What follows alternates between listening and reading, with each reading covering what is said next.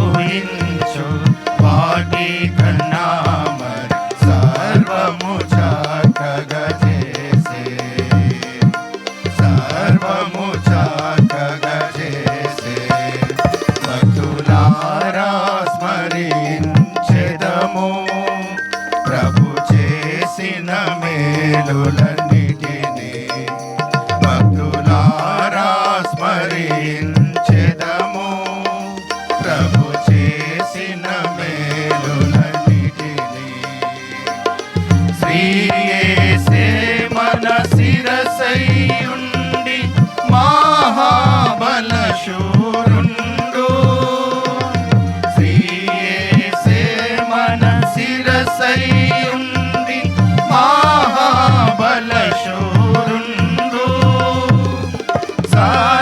సర్వమునిచ్చెను తన హస్తముతో, సర్వమునిచ్చెను తన హస్తముతో. ఎంతో దయగలవాడు, సర్వమునిచ్చెను తన హస్తముతో. ఎంతో దయగలవాడు. భక్తులారా స్మరించెదము ప్రభు చేసిన మేలులన్నిటినీ. భక్తులారా స్మరించెదము ప్రభు చేసిన మేలులన్నిటినీ. గాలి తుఫానులను గతించి బాధలను తొలగించే, గాలి తుఫానులను గతించి బాధలను తొలగించే. శ్రమలలో మనకు తోడైయుండి, శ్రమలలో మనకు తోడైయుండి బయలుపరచె తన జయమును. శ్రమలలో మనకు తోడైయుండి బయలుపరచె తన జయమును. భక్తులారా స్మరించెదము ప్రభు చేసిన మేలులన్నిటినీ. భక్తులారా స్మరించెదము ప్రభు చేసిన మేలులన్నిటినీ. జీవనదిని ప్రవహింపజేసే సకల స్థలంబులయందు, జీవనదిని ప్రవహింపజేసే సకల స్థలంబులయందు.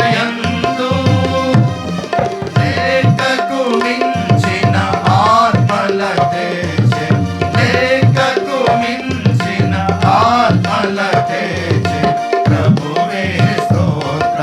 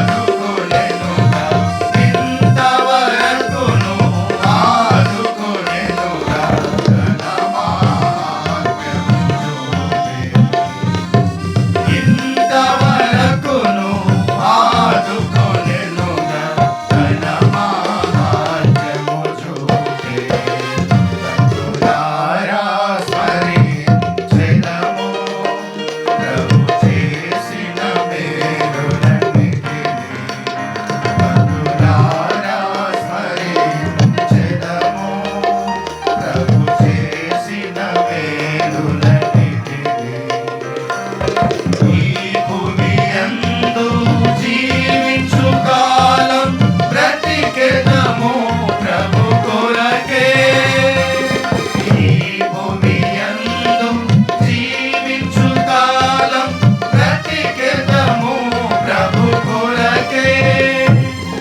మనమాయన గర్తించుకొనెదము, మనమాయన గర్తించుకొనెదము, ఆయన ఆశయమదియే.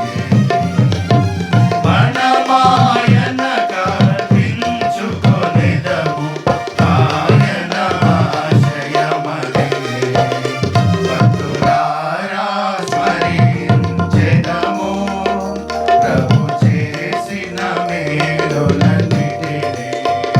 భక్తులారా స్మరించెదము ప్రభు చేసిన మేలులన్నిటినీ. కొంచెము కాలమే మిగిలియున్నది ప్రభువును సంధించుటకై. కొంచెము కాలమే మిగిలియున్నది ప్రభువును సంధించుటకై. కనుక మనము నడచుకొనెదము, కనుక మనము నడచుకొనెదము ప్రభు మార్గములయందు. కనుక మనము నడచుకొనెదము ప్రభు మార్గములయందు. భక్తులారా స్మరించెదము ప్రభు చేసిన మేలులన్నిటినీ. భక్తులారా స్మరించెదము ప్రభు చేసిన మేలులన్నిటినీ. అడిగి ఊహించు వాటి కన్నా మరి, అడిగి ఊహించు వాటి కన్నా మరి, సర్వము చక్కగా చేసే, సర్వము చక్కగా చేసే. భక్తులారా స్మరించెదము ప్రభు చేసిన మేలులన్నిటినీ. భక్తులారా స్మరించెదము ప్రభు చేసిన మేలులన్నిటినీ.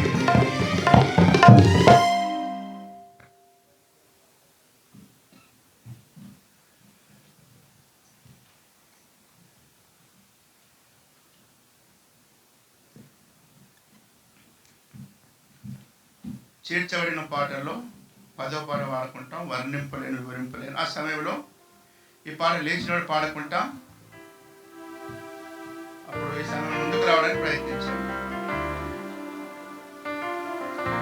10వ పాట వర్ణింపలేను వివరింపలేను. లేచినోడు పాడుకుంటాం, తప్పకుండా ముందుకు రావాలి.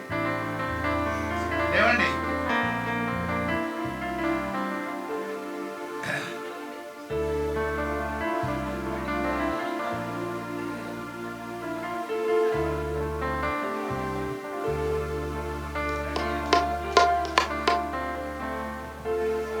కదలండి.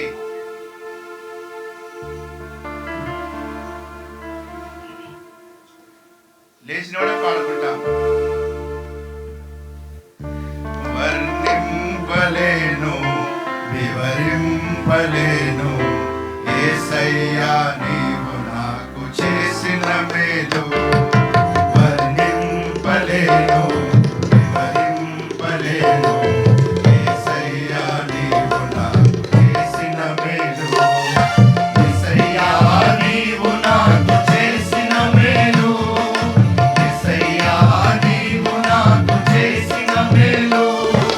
యేసయ్యా నీవు నాకు చేసిన మేలు. యేసయ్యా నీవు నాకు చేసిన మేలు.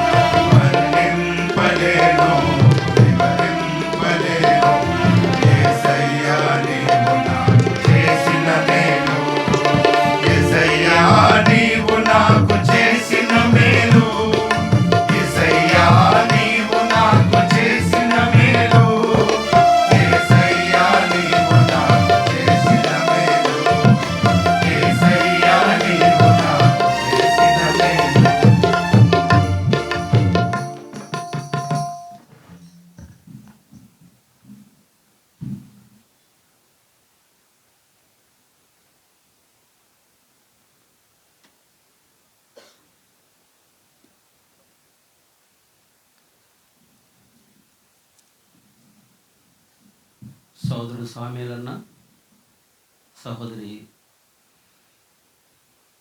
లక్ష్మమ్మ సిస్టర్, అదే సమయంలో జాన్సన్, గ్లోరీ, సన్నీ, లాజర్ అంటారు అనుకుంటా. ఈ గృహాన్ని దేవుడు ప్రేమించి రక్షించి ఈ సంవత్సరం అంతా కూడా చివరి దినాల వరకు అనేక పరిస్థితుల్లో వారిని కాపాడుతూ వచ్చాడు. కనుక ఈ థ్యాంక్స్ గివింగ్ మీటింగ్ అనుకోవాలి, ఎందుకంటే ఆల్రెడీ మనకి క్రిస్టమస్ అయిపోయింది కాబట్టి.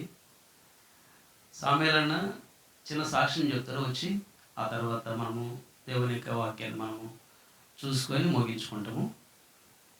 సామ్యూయల్ పైకి రావాలి. అందులో మనం బైబిల్ పల్లె వాడుకుందాము.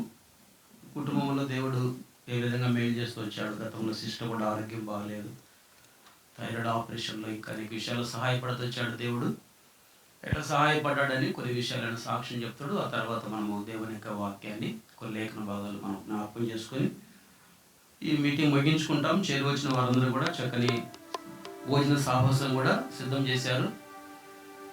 కాబట్టి మీరు భోజనం చేసుకొని నెమ్మదిగా మీ స్థలాలకు మీరు వెళ్ళచ్చు. సామ్యూయల్ పైకి రండి. పఠింప శ్రేష్ఠ గ్రంథం బైబిల్. పఠింప శ్రేష్ఠ గ్రంథము బైబిల్. పఠింప శ్రేష్ఠ గ్రంథము బైబిల్. అనుదినము పఠించిన ప్రేమ తోడ నడుపును. ఓ పఠింప శ్రేష్ఠ గ్రంథము Bible. The best book story is the Bible. The best book story is the Bible. If you read it every day, if you help you all the way. Oh, the best book story is the Bible. दुनिया में सबसे प्यारी पुस्तक Bible. दुनिया में सबसे प्यारी पुस्तक बाइबिल. पढ़ो रोज पढ़ो सामने कल न कोई न हो. ओ दुनिया में सबसे प्यारी पुस्तक बाइबिल. सामने రండి.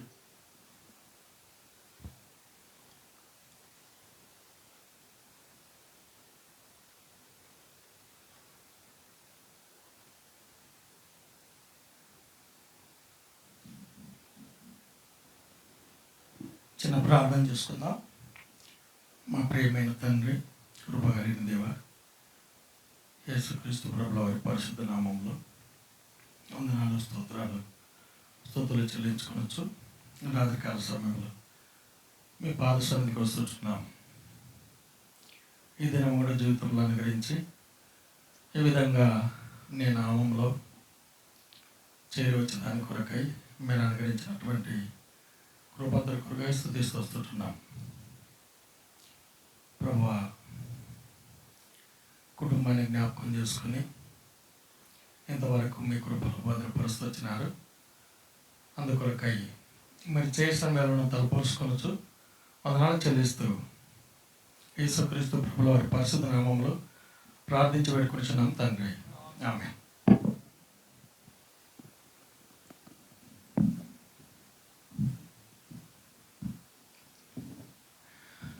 చేరి వచ్చినటువంటి మా ప్రియులందరికీ, మా బంధువులకి, మా స్నేహితులకి, నాతో పాటు సహపాఠ విశ్వాసులందరికీ యేసుక్రీస్తు ప్రభు నామములో వందనాలు చెల్లించుకొని చూస్తుంటున్నాను. ఒక చిన్న మాట చదువుకొని కొన్ని మాటలు తెలియజేస్తాం. ద్వితీయోపదేశ కాండము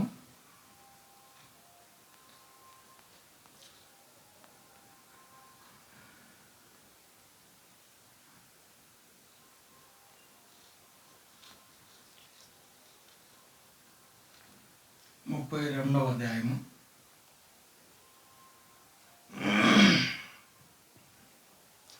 11వ వచనం అందరం కలిసి చదువుకుందాం. 32:11. పక్షురాజు తన గూడు రేపి తన పిల్లలపైన అల్లాడుచు రెక్కలు చాపుకొని వాటిని పట్టుకొని తన రెక్కల మీద వాటిని మోయినట్లు యెహోవా వారిని నడిపించును. ప్రియమైనటువంటి వాళ్ళరా, ఒక మాట చెప్పాలంటే నా జీవితంలో, మా జీవితంలో, మా కుటుంబ జీవితంలో మేము అనామకులం. ఒక మాట చెప్పాలంటే అనామకులమైనటువంటి మా కుటుంబం మీద దేవుడు చేసినటువంటి మేలులు అద్భుతము, ఆశ్చర్యము వివరించడానికి కూడా నా యొక్క ఆలోచన కూడా సరిపోదు. ఏంటంటే ఈ 11వ వచనంలో ఏ మాటలైతే దేవుని వాక్యం తెలియజేస్తూ వచ్చింది, పక్షిరాజు తన గూడు రేపి తన పిల్లలపైన అల్లాడచ్చు, రెక్కలు చాపుకొని వాటిని పట్టుకొని తన రెక్కల మీద వాటిని మోయినట్లు యెహోవాని నడిపించును. ఈ వచనం నా జీవితంలో బాగా సరిపోయింది.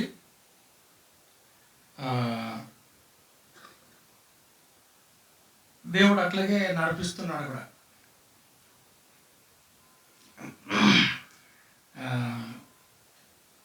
ఒక చిన్న అనామకుడిగా ప్రారంభమైనటువంటి జీవితము దేవుడు కుటుంబంగా చేసి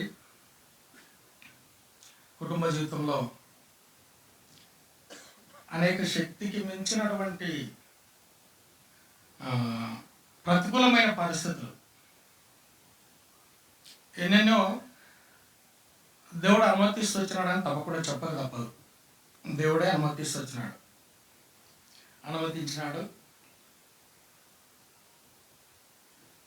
వాటన్నిటిలో నుండి కాపాడుతూ వచ్చినాడు. వాటన్నిటిని ఎదుర్కోవడానికి దేవుడు శక్తినిస్తూ వచ్చినాడు, కృపనిస్తూ వచ్చినాడు. అయితే ఏ విధంగా అయితే మత్తయి సువార్తలో ఆకాశ పక్షులను చూడండి, అవి విత్తవు కోయవు, అయినను వాటిని పోషిస్తుంటున్నాను, వాటికంటే మీరు శ్రేష్ఠులు కనుక ఏది అవసరమో అది ఆ దినానికి కావాల్సింది ఇచ్చి పోషిస్తానని దేవుడు అక్కడ తెలియజేస్తూ వస్తాడు. ఆ వాక్యం కూడా నా జీవితంలో నేటి వరకు నెరవేరుస్తూ వస్తున్నాడు. యథార్థంగా చెప్పాల్సినటువంటి మాట ఏంటంటే దాదాపుగా 50 సంవత్సరాల వయసు, 55 ఇయర్స్. ఈ 55 సంవత్సరాల కాలంలో నేను ఎన్నడూ కూడా ఒక ₹1,00,000 జమ చేసి ఆ ₹1,00,000 పని రేపు ఉంది కదా అనుకొని చేసింది ఏది లేదు. యథార్థంగా ఎవరు నమ్మినా నమ్మకపోయినా దేవుని మహిమార్థమై చెప్తుంటున్నాను. నా ముందు అక్కడ ఉంటుంది, పని ఉంటుంది. నేను దాన్ని ఏం లెక్క చేయను. అది ఎటువంటి దాని అనారోగ్య పరిస్థితి కానీ, ఆర్థికమైన పరిస్థితి కానీ, అది ఏ రకమైన పరిస్థితి అనే కానీ ఒకటి నాకు తండ్రి సమానులు సదాశివపేటలో సామిలంకులని ఒక పెద్ద దైవజనుడు ఉండేవాడు. ఆయన చెప్పినటువంటి మాట ఏంటంటే, అరే సచ్చిందాకా బతుకుతాం చింతెందుకురా, అని నేను చచ్చిపోతే కూడా రేపటిదాకా బతుకుతాం చింతెందుకురా అంటుండే. నిజంగా ఆయన అట్లాగే బ్రతికిండు, అట్లాగే చచ్చిండు, అట్లాగే ప్రభు దగ్గరికి కొనిపోబడుతూ వచ్చినాడు. పెద్దాయన దగ్గర కొంతవరకు నా జీవితాన్ని నేను సార్థకత చేసుకుంటూ వచ్చినాను, సానబెట్టుకుంటూ వచ్చినాను, అది అనుసరిస్తూ వచ్చినాను. అట్లాగే నా జీవితంలో కూడా ఏ పరిస్థితి అన్నా కానీ ఎప్పుడు కూడా సమకూర్చుకొని దాన్ని అంతటినీ జమ చేసుకొని చేసినటువంటి పని నేటి వరకు లేదు. ఈవెన్ ఈరోజు జరిగే ఈ కూడిక కొరకు కూడా అంతే. ఈరోజు జరిగే ఈ కూడిక కొరకు కూడా అంతే. ఏదైనా చేస్తున్నాడు, ఏదైనా నేను చేస్తున్నాను, ఏదైనా చేయగలుగుతున్నాను అని కేవలం యేసుక్రీస్తు ప్రభుల వారు మాత్రమే నాకు సహాయకుడు తప్ప నేను ఎవరి మీద ఆధారపడినా. మీరందరూ అనుకోవచ్చా, ఈ సోది డబ్బు గుట్టలు చాలామంది చూసినాం, మీ భార్య ఎంప్లాయ్ కదని. ఓకే కావచ్చు, కానీ ఇప్పుడు మీ మధ్యలో ఎక్కడ కూర్చుందో తనకు కూడా తెలియదు. ఎక్కడికి వెళ్ళి డబ్బులు తెచ్చినా, ఎట్లా మీటింగ్ అరేంజ్ చేసినా, ఏం చేస్తున్నాం మన సంగతి కూడా ఆమెతో కూడా షేర్ చేసుకోను. రాత్రి మాత్రం కూర్చొని పిల్లలము మేమందరం కూర్చొని సందర్భంలో ఇట్లా చేద్దామని అనుకున్నాం అంతవరకు. అంటే నేను చెప్పే మాట ఏంటంటే, జీవితంలో ఎత్తుపల్లాలు, ఎగుడు దిగుళ్ళు దేవుడు ప్రతి విషయంలో నేర్పిస్తూ వచ్చినాడు. ఇంకోటి సత్యం ఏంటంటే, ఏదైనా జరిగినా ఏదైనా కానీ బ్రతుకుతే క్రీస్తు, చచ్చిపోతే నాకు బ్రతుకుతే క్రీస్తు కొరకు బతకాలి, చచ్చిపోతే నాకు లాభం. దాని కొరకైనా గ్రహింపు కలిగి బ్రతకడానికి కొరకై దేవుడు కృపణిస్తూ వచ్చినాడు, ఇంతవరకు సహాయపడుతూ వచ్చినాడు. సేమ్ టైం ఈ సంవత్సరంలో గత కొంతకాలముగా సిస్టర్ కూడా అనారోగ్యంతో ఉంది. అనారోగ్యంతో గత దినాల్లోనే కాదు, చాలా రోజుల నుండి ఆమె అనారోగ్యంతో ఉంది. ఎప్పుడు నేను అనారోగ్యంతో ఉన్నానని ఆమె కూడా ఎవరితో చెప్పుకోదు, అంతగా ఆరోగ్యాన్ని కూడా పట్టించుకోదు. ఏంటంటే దేవుని మీద ఆమె నాకు కూడా చెప్పదు. ఆమె పని ఏమైనా నడుస్తూనే ఉంటుంది, చేస్తూనే ఉంటుంది, పోతూనే ఉంటుంది. కానీ చివరికి మొన్న ఒక 4-5 months బ్యాక్ థైరాయిడ్ ప్రాబ్లము ఎక్కువైపోయి కొద్దిగా శరీరంలో అలసట, తర్వాత శక్తి లోపించడము, క్షీణించడము అటు జరుగుతున్నటువంటి సమయంలో డాక్టర్ని సంప్రదించినప్పుడు తప్పకుండా ఆపరేషన్ చేయించుకోవాలని డాక్టర్ సలహా ఇస్తూ వచ్చినాడు. ఆ ప్రకారము దేవుడు తనకు థైరాయిడ్ ఆపరేషన్ విషయంలో అద్భుతంగా సహాయపడుతూ వచ్చినాడు. ఆమెకు ఆపరేషన్ అయిన జస్ట్ ఒక 2.5 monthsలో నాకు కూడా కొద్దిగా శరీరంలో నాకు కూడా ఇబ్బందికరమైనటువంటి పరిస్థితి ఉంటే నేను కూడా థైరాయిడ్ అన్ని ఆపరేషన్ చేసుకోవాల్సి వచ్చింది, వచ్చినాను. అట్లా దేవుడు సహాయపడుతూ వచ్చినాడు. తర్వాత మా పిల్లలు, పెద్దబాబు బీటెక్ వరకు చదువుకొని బిఫోర్ కరోనా జస్ట్ ఆయన బీటెక్ కంప్లీట్ అయింది. కంప్లీట్ అయిన తర్వాత ఇంటికి ఇంటికి వచ్చిండు. ఇంటికి వచ్చి 1 or 2 weeks లోపే యథార్థంగా ఒక మాట చెప్తా, పిల్లలు ఇష్టానుసారంగా ఉండడం నాకు ఇష్టం ఉండదు. నా ఇష్టం నాదే, మీ ఇష్టం మీద అనేటట్టుగా నేను పిల్లలు ఎప్పుడు కూడా పెంచలేదు. వాళ్ళ కొరకు పెద్దగా వెచ్చించిందేం లేదు, వాళ్ళ కొరకు నేను సమకూర్చిందేం లేదు. కానీ పిల్లలు క్రమశిక్షణలో పెరగాలనేది నా ఆశ. అట్లు బీటెక్ అయిపోయింది, ఇంటికి వచ్చిండు, 1-2 వారాలు అయింది. అంతలోపలనే కొద్దిగా కలవరమైంది హృదయంలో. వాస్తవానికి పరిస్థితులు బాగలేవు. ప్రార్థన చేస్తే డాడీ నేను కాలేజీలో ఒక ఇంటర్వ్యూ ఉంది పోయిస్తాను అన్నాడు. పోయొచ్చిన తర్వాత ఇంటర్న్షిప్ వచ్చింది. జస్ట్ ఇంటర్న్షిప్, అది దాదాపు మన జహీరాబాద్కి 650 కిలోమీటర్స్ దూరంలో వచ్చింది. సరే ఎట్లా అంటే సరే వెళ్దామని వెళ్ళిపోయిన తర్వాత సరే చూసి ఆ ఇంటర్వ్యూకి అటెండ్ అయ్యి, కంపెనీలో ఇంటర్వ్యూకి అటెండ్ అయ్యి తిరిగి మళ్ళీ వస్తే నెక్స్ట్ డే బాలనగర్లో ఇంకో ఇంటర్వ్యూ ఉంది. సరే ఆడికి వచ్చిన తర్వాత ఈ ఇంటర్వ్యూకి అటెండ్ అయ్యాం బేట. ఆ తర్వాత చూద్దాంలే అనుకున్నాం. మేము అక్కడికి వెళ్ళిన తర్వాత వాళ్ళ మేనేజర్ ఆయన ఇంటర్వ్యూ తీసుకున్నాడు ఒక 1 hour. ఆ తర్వాత ఆయనకేం చెప్పినా నాకు తెలియదు, ఈయనకేం అర్థమైతే నాకు తెలియదు. కానీ జస్ట్ 12,000 రూపీస్కి ఆయన ఇక్కడనే నేను ఉండిపోతే నైట్ బస్ ఎక్కి వెళ్ళిపోన్నాడు. హృదయంలో కలవరమైంది. ఏంది ఆఫ్టర్ ఆల్ 12,000 కొరకు ఇంత దూరము ఉంచడము అని కొద్దిగా కలవరపడుతూ వచ్చినాను. కానీ దేవుడు అద్భుతంగా మేలు చేస్తూ వచ్చినాడు. అక్కడ సంవత్సరం ఇంటర్న్షిప్ అయిపోయిన తర్వాత ఆ కంపెనీలో రెగ్యులర్ అయ్యిందో లేదో కరోనా స్టార్ట్ అయింది. కరోనా స్టార్ట్ అయిన సమయంలో మహారాష్ట్రలో భయంకరమైనటువంటి కరోనా. అక్కడికి వెళ్ళి రావడానికి చాలా కష్టమైనటువంటి పరిస్థితులు. ఎన్నో రకాలుగా ప్రయత్నం చేస్తూ వచ్చినాను, కుదరలేదు. కానీ ఒక అద్భుతమైన సంఘటన ఏంటంటే మహారాష్ట్రలోనే ఎక్కువ కరోనా ఉంది, ఆయన ఉన్న స్థలంలో కరోనా లేదు. ఆయన పనిచేసే కంపెనీ కంటిన్యూ కరోనా ఉన్నన్ని రోజులు కూడా వర్కింగ్ డేస్ పని జరుగుతూనే ఉంది, పని చేస్తూనే ఉన్నాడు. అట్లు దేవుడు అద్భుతంగా కాపాడుతూ వచ్చినాడు. ఆ తర్వాత దేవుడు కనికరించి ప్రార్థిస్తూ రాగా హైదరాబాద్ షిఫ్ట్ అయినాడు. ఆయన హైదరాబాద్లో జాబ్ చేస్తుంటున్నాడు. ఆ తర్వాత మా పాపకి బీటెక్ అయిపోయింది. ఆమె ఒక 1 or 2 months ఇంట్లో ఉన్న తర్వాత సరే కోచింగ్ పంపిద్దామని పంపించినాం. అక్కడ కోచింగ్ అయిపోయింది. ఆ తర్వాత ఇంట్లో కొంతకాలము ఉన్న తర్వాత దేవుడు అద్భుతంగా ఆమె కూడా ప్లేస్మెంట్ ఇచ్చినాడు. బెంగళూరులో ఆమె కూడా విప్రో కంపెనీలో పనిచేస్తుంది. ఇట్లా మా ఎడల దేవుడు చేసినటువంటి కార్యాలు ఎట్లంటే, దేవుడు తన రెక్కల మీద నన్ను, మా కుటుంబాన్ని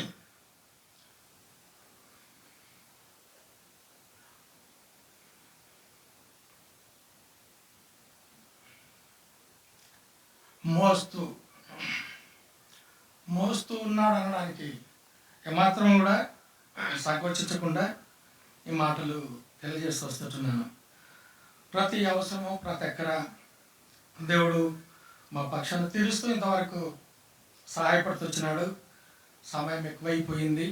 తర్వాత మా చిన్నబాబు ఉన్నాడు, ఆయన కూడా బీటెక్ 3rd year ఇప్పుడు. ఆయన కొరకు కూడా ప్రార్థన చేయండి. మా 3 పిల్లలు దేవుని కృపను బట్టి ఇంతవరకు ఆయా రీతులుగా వాళ్ళ స్థానంలో ఉంటొచ్చినారు. మేము కూడా వాళ్ళకి తల్లిదండ్రులంగా మా కుటుంబంలో మా బాధ్యత మేము నెరవేరుస్తూ ఉంటున్నాం. ఇట్లా దేవుడు మమ్మల్ని కరుణించి ఇంతవరకు నడిపిస్తూ వచ్చినాడు. ఆయా రీతులుగా కష్టంలో, నష్టంలో, ఇరుకులు, ఇబ్బందులు మా దగ్గర కూడా చాలా ఉంటాయి. కానీ ప్రతి విషయంలో కూడా దేవుడు సహాయపడుతూ వస్తుంటున్నాడు. ఏ దినానికి కావలసిన కృప ఆ దినం ఇస్తూ, ఏ సమయానికి కావలసిన కృప ఆ సమయానికి ఇస్తూ, పోషిస్తూ, నడిపిస్తూ వస్తున్నందుకు నిజంగా నేను, మా కుటుంబము ఎంతో రుణస్తులు, ఎంతో కృతజ్ఞత కలిగినటువంటి భాగం. ఇక వాస్తవానికి కుడిక కలిగి ఉండాలనే ఆలోచన ఎట్లాంటిదంటే, సంఘంలో అనౌన్స్మెంటు డిసెంబర్ మాసం మొత్తము స్వార్థ ప్రకటించడానికి కొరకు ఆ రకాలుగా కుటుంబాలను ఆధారం చేసుకొని కూడిక పెట్టాలని. సరే, అందరిలో భాగంగా మేము కూడా పెడదాం అని అనుకొని 28వ తారీఖు రేపటి దినాన్ని మేము కూడిక అని దైవ సేవకునికి తెలియజేసి వచ్చినాం. అది చివరికి మన ఈరోజు మా బాబుకు వీలు పడని కారణాన ఈరోజుకి మార్చబడుతూ వచ్చింది. ఉద్దేశం ఏంటంటే,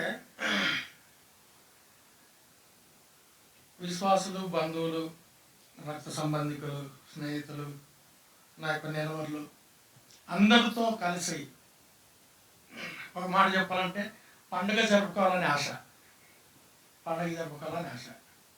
ఆ ఆశలోనే ఈ కోరికను కలిగి ఉన్నాం. మీరు అందరూ కూడా మమ్మల్ని ప్రేమించి వచ్చినారు. మా ఆహ్వానాన్ని మన్నించి మీ అందరూ కూడా చాలా థ్యాంక్స్. మీరు అందరూ వచ్చిన దాని కొరకై దేవుని కూడా కృతజ్ఞులము. దేవునికి వందనాలు చెల్లిస్తూ చిన్న సాక్ష్యాన్ని ముగిస్తున్నాను.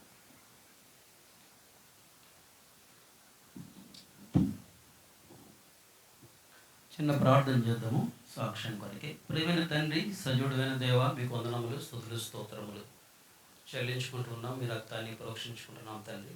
మీ దాసుడు మా ప్రియ సోదరు సామ్యాలను కొరకే, లక్ష్మక్క కొరకే ప్రార్థన చేస్తున్నాం తండ్రి. గ్లోరీ కొరకై, అరేసులు జాన్సన్ కొరకై, సన్నీ కొరకై వందనములు. కుటుంబాన్ని ప్రేమించి కుటుంబంలో అనేక పరిస్థితుల్లో సహాయపడి ఎబెనేజర్గా ఉండి తండ్రి పక్షిరాజు తన పిల్లలను రెక్కల మీద మోసినట్లుగా కుటుంబాన్ని మీరు మోసి కాపాడినందుకే వందనాలు. ఇచ్చిన సాక్ష్యం కొరకు వందనములు.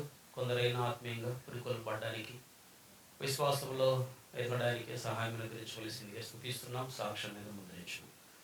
తిరిగి మేము గడిపే సమయాన్ని దీవెనకరంగా చేయము. సన్నిధి మాతో ఉంచున్నాం.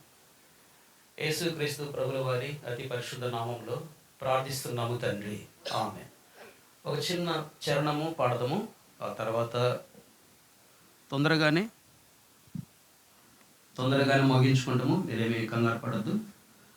8:15 అవుతుంది. 8:45 ముగించేస్తాము. హాఫ్ అన్ అవర్లో. ఇక మహా అంటే 30-35 నిమిషాలలో పాట సంఖ్య 200 హల్లెలూయా పాడదా ప్రభు నిన్ను కొనియాడదనే పాట. పల్లవి మొదటి చరణము, చివరి చరణము.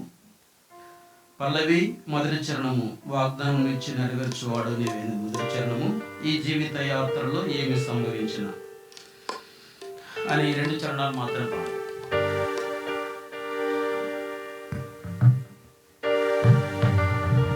హల్లెలూయా పాడదా నిన్ను కొనియాడెదం. హల్లెలూయా పాడదా నిన్ను కొనియాడెదం. అన్ని వేళలయందునా నిన్ను పూజించి కీర్తింతును. అన్ని వేళలయందునా నిన్ను పూజించి కీర్తింతును. ప్రభువా కొనియాడెదం.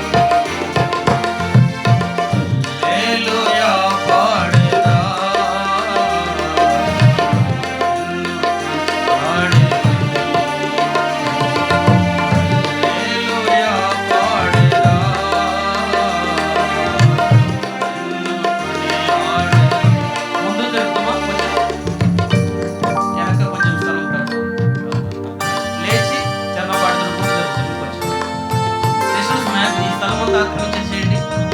ఆక్రమించుకోండి. మీకే కాదు, మీటింగ్ అయిపోయేంత వరకు మాత్రమే. లేవండి, ఒకసారి లేవాలి. ఎవరు ముందుకు రండి, చిన్నపిల్లలు ముందుకు రండి. ఆ స్థలం మొత్తం ఆ ఖాళీ స్థలాన్ని పూజించండి. రండి, త్వరలో ముందుకు వచ్చి రండి. వాగ్దానములానిచ్చి నెరవేర్చువాడవు నీవే.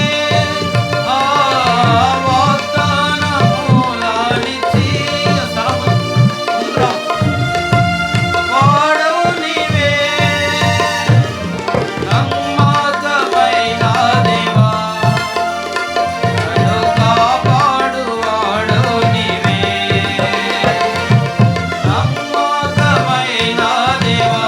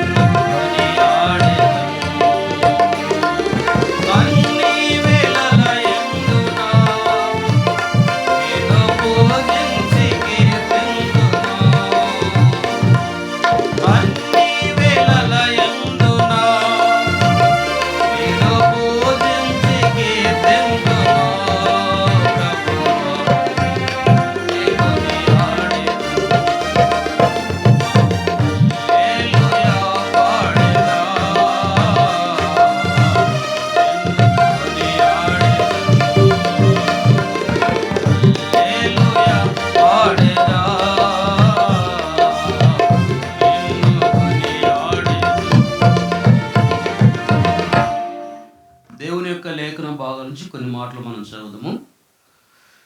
ఇంతకుముందు సామ్యులను గుర్తు చేస్తూ వచ్చాడు. మరి ద్వితీయోపదేశకాండం 32వ అధ్యాయము అదే భాగంలో కొన్ని మాటలు చూడడానికి మనం ప్రయత్నం చేద్దాము. 32వ అధ్యాయము 11వ వచనం నుండి 14వ వచనం వరకు మనం ప్రత్యుత్తరముగా మనం చదువు. 11వ వచనం నుండి 14వ వచనం వరకు నేను ఒక వచనాన్ని చదువుతాను, మీ భాగాన్ని మీరు చదవండి. పక్షిరాజు తన గూడు రేపి తన పిల్లలపైన అల్లాడుచు రెక్కలు చాపుకొని వాటిని పట్టుకొని తన రెక్కల మీద వాటిని మోయినట్లు యెహోవా వారిని నడిపించను. యెహోవా మాత్రం వారిని నడిపించను. అన్యుల యొక్క దేవుళ్ళలో ఏ దేవుడును ఆయనతో కూడా ఉండలేదు. 13వ వచనంలో భూమి యొక్క ఉన్నత స్థలము మీద వాని ఎక్కించను, పొలముల పంట వానికి తినిపించను. కొండ బండ నుండి తేనెను, చెకుముకి రాతి నుండి నూనెను అతనికి జుర్రించను. చదవండి.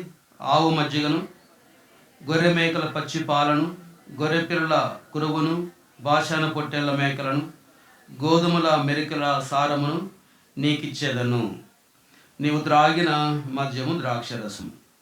సో ఇక్కడ మనం గమనించవలసిన మాట ఏంటంటే 13వ వచనంలో భూమి యొక్క ఉన్నత స్థలముల మీద వానెక్కించెను. మరొక మాట మనం చదువుము. సమూయేలు 2వ గ్రంథము 7వ అధ్యాయము. సమూయేలు 2వ గ్రంథము 7వ అధ్యాయంలో ఒక లేఖన భాగాన్ని మనము చదవడానికి మనం ప్రయత్నము చేద్దాం. 7వ అధ్యాయము 8వ వచనము 9వ వచనము. 7వ అధ్యాయం 8వ వచనము 9వ వచనాన్ని అందరం కలిసి చదువు, నాతో పాటు కలిసి మీరు కూడా చదవండి.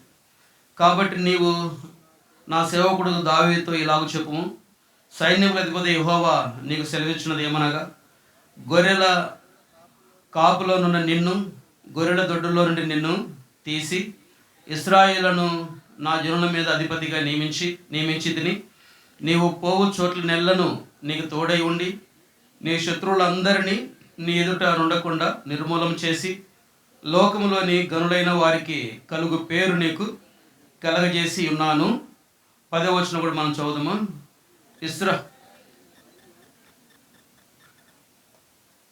చాలండి. 9వ వచనంలో మరొకసారి మనము ఒక మాట జ్ఞాపకం చేసుకుందాము.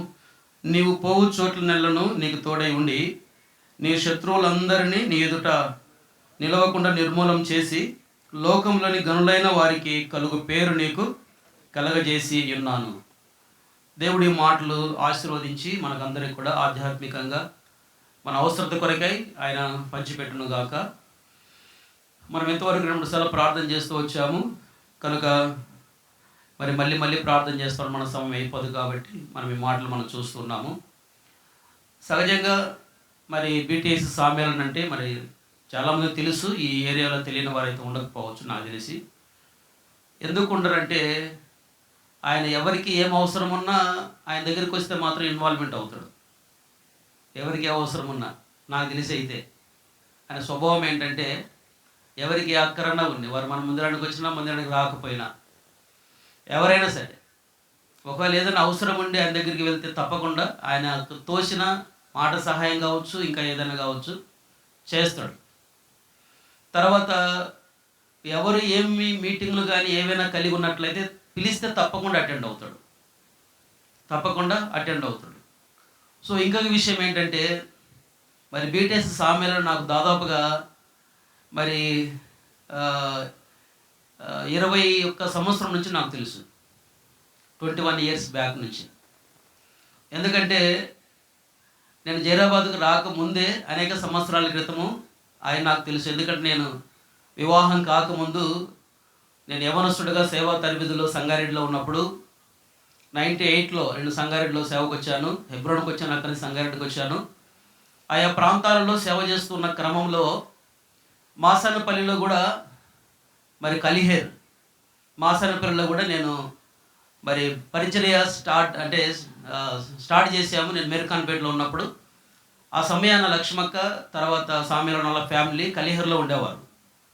ఉద్యోగరీత్యా అక్కడికి వారు వచ్చారు. అక్కడ నాకు పరిచయం. సో అప్పుడు ఇంకా సన్ని పుట్టలేదు నాకు తెలిసి. జాన్సన్ మాత్రం చిన్న పిల్లోడు. అప్పుడు సామెలను చేయబట్టుకొని మందిరానికి వచ్చేవాడు, చిన్న పిల్లోడు. గ్లోరీ పుట్టింది అంతే, జస్ట్ 1 or 2 months లేదా 3 months అంతే. ఆ టైం నుంచి, ఆ సమయం నుంచి నాకు సామెలను తెలుసు. మరొక విధంగా చెప్పాలంటే, నేను అక్కడ పరిచయం చేస్తున్నప్పుడు నేను పాటలు పాడుతూ ఉంటే సామెలను హార్మోన్ వేసేవాడు. అక్కడ ఒక ఐస్ ఫ్యాక్టరీ ఉంది, పాడుబడ్డ ఐస్ ఫ్యాక్టరీ. దాన్ని మూత వేసిన ఐస్ ఫ్యాక్టరీ, అది మన విశ్వాసులది. దాని ముందు చిన్న గుడిసేసి పాకేసి మాసనపల్లి గేట్ దగ్గర మేము పరిచయం స్టార్ట్ చేసాం.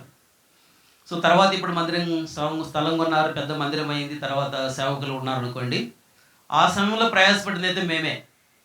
ఆరంభ దినాలలో ఆ మాసన్నపల్లె గేటు కానీ, లేదంటే పెద్ద శంకరంపేట కానీ, అమెరికాన్పేట చుట్టుపక్కల సైకిల్ మీద కొన్నిసార్లు నడిచి కూడా పోయేవాళ్ళం.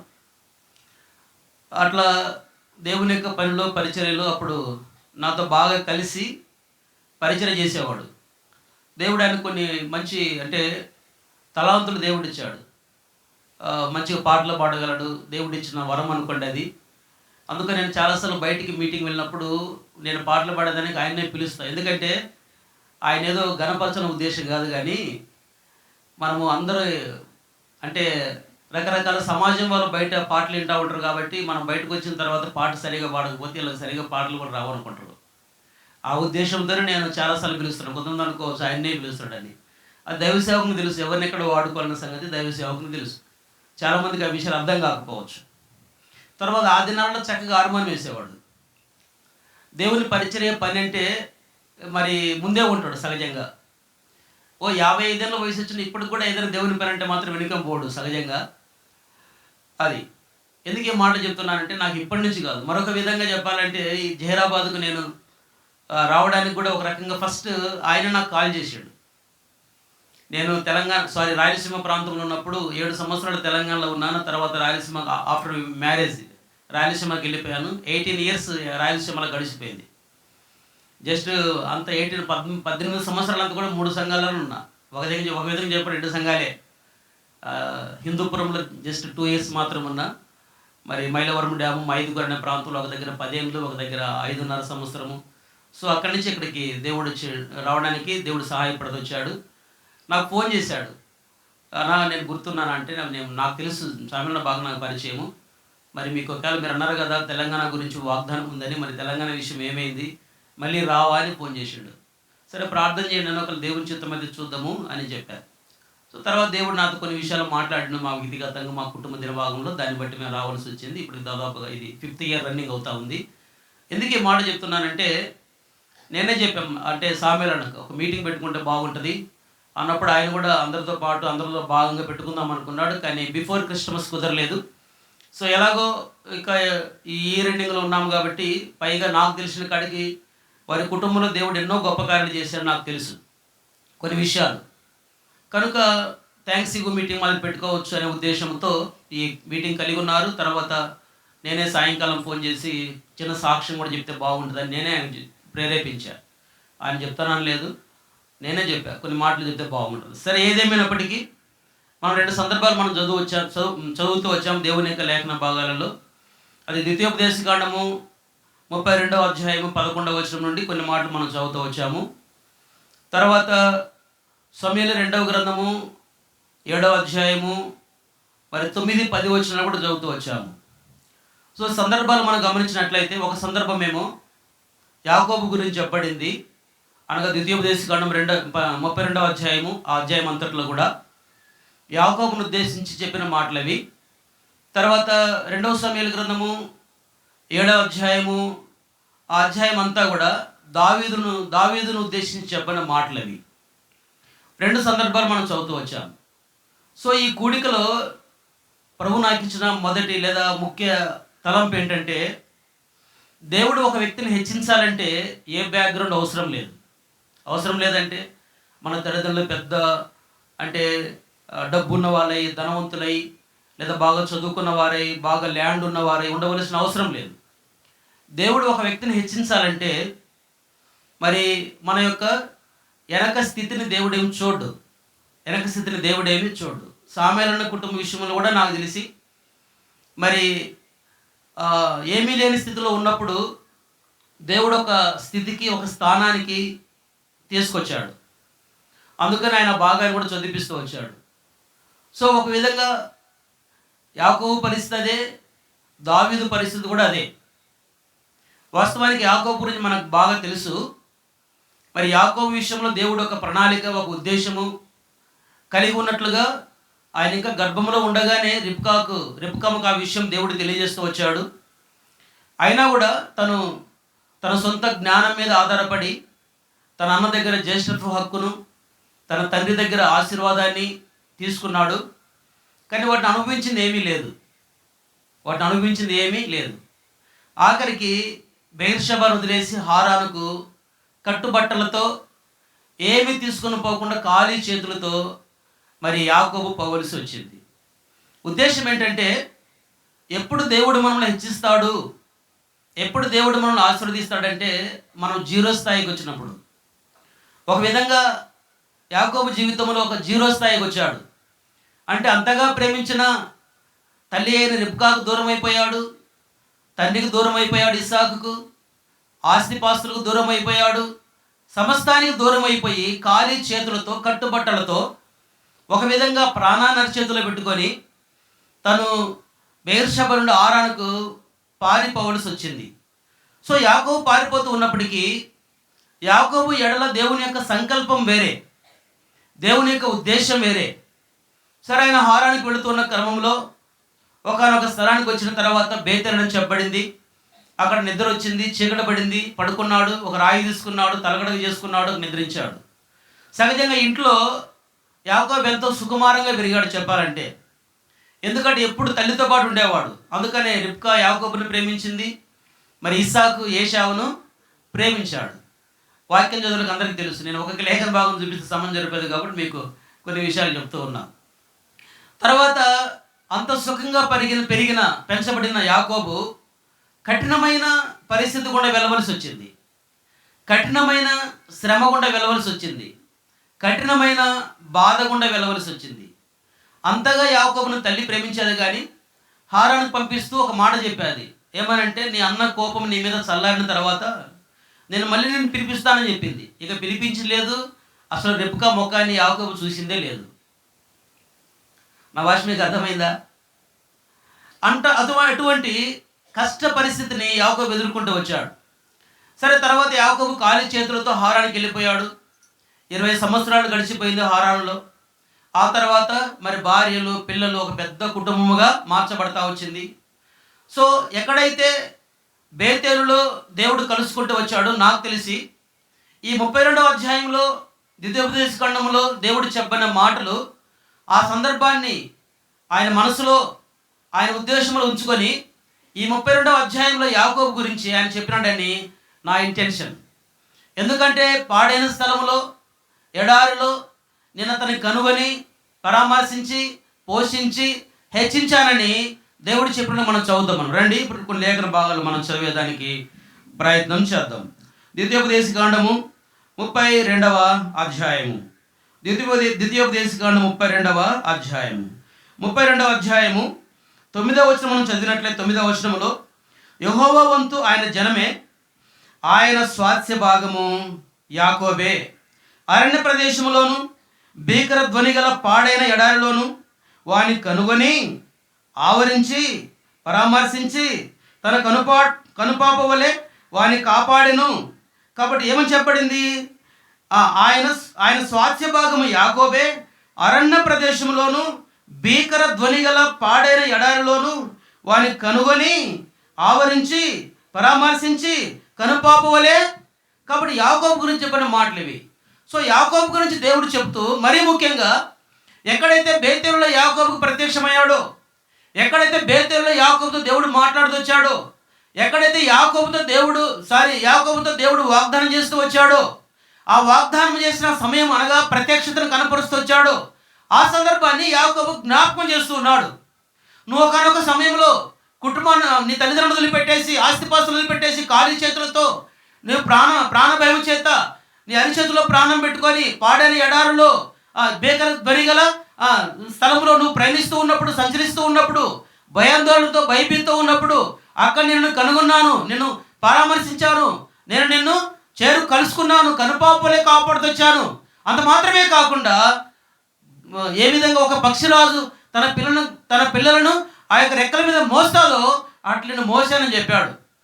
కాబట్టి యాకోబు గురించి మనం గమనించినట్లయితే 28వ అధ్యాయం నుండి అనగా ఆదికాండం 28వ అధ్యాయం నుండి ఇక యాకోబు యొక్క సంతతికే బైబిల్ పరిమితమైనట్టు మనం చదువుతాం. మనం అప్పటి వరకు గత చరిత్రలు అబ్రహాం గురించి కానీ ఇస్సాకు గురించి కానీ మనం చదువుతా వస్తాము. 28వ అధ్యాయం తర్వాత యాకోబు యొక్క పిల్లలకు చరిత్ర పరిమితమైపోయింది. అంటే యాకోబును దేవుడు ఎంత ప్రేమించాడంటే, యాకోబు యొక్క దేవుని యొక్క ఉద్దేశం ఏమైందంటే, యాకోబు ఎక్కడో పాడిన స్థలంలో, ఎడారిలో, ఆ సమయానికి భోజనం లేక, అసలు తినేదానికి తిండి లేక, కట్టుకునేదానికి సరైన బట్ట లేక, నిద్రపోయేందుకు సరైన స్థలం లేక, తను ఎడారిలో ఒక రాయి తీసుకొని ఆ రాయి తలగడ చేసుకొని నిద్రించినప్పుడు దేవుడు ప్రత్యక్షమై దేవుడు మాట్లాడుతూ వచ్చారు. 28వ అధ్యాయము ఆదికాండంలో ఒక మాట మనం చదువుదాం. ఆదికాండం 28వ అధ్యాయము, ఆదికాండము 28వ అధ్యాయంలో ఒక లేఖన భాగాన్ని మనము గుర్తు చేసుకోవడానికి మనము ప్రయత్నం చేద్దాం. 28వ అధ్యాయము 10వ వచనం మనం గమనించినట్లయితే, యాకోబు బెయేర్షెబా నుండి బయలుదేరి హారాను వైపు వెళ్ళొచ్చు ఒక చోటు చేరి ప్రొద్దుగుంకినందున అక్కడ ఆ రాత్రి నిలిచిపోయి ఆ చోటి రాళ్ళల్లో ఒకటిని తీసుకొని తనకు తలగడగా చేసుకొని అక్కడ పండుకొనెను. రాయి తీసుకొని తలగడ చేసుకుంటాంట. మనం కొంచెం మెత్త గట్టిగా ఉంటే నిద్ర పట్టదు మనకు. ఇది మీకు అర్థమైందా? మనం మెత్త ఏం చేస్తాము, తలగడి మెత్తగా కొంచెం మెత్తగా లేకపోతే దిండు తీసి పక్కన పెట్టేస్తాం.